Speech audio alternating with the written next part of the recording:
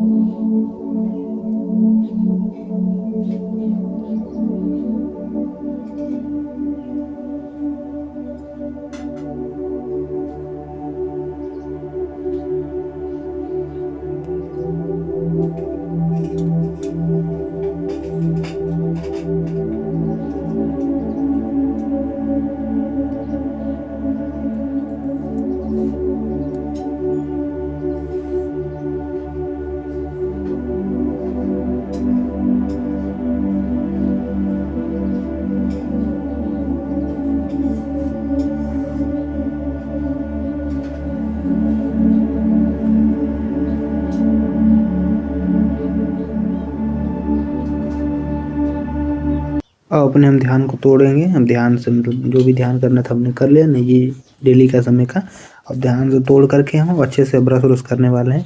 तो हम चलते हैं, दातुन का जो भी होता है मंजन करते हैं अच्छे से। हालांकि दातुन करने से क्या होता है कि मैं तो बता चुका हूँ कि ये दांतों के लिए सही रहता है, बट एक सिंपली करने के लिए बहुत क्या होता है, दिक्कतें भी होती है, मतलब तीखा लगता है बहुत कड़वा टाइप का।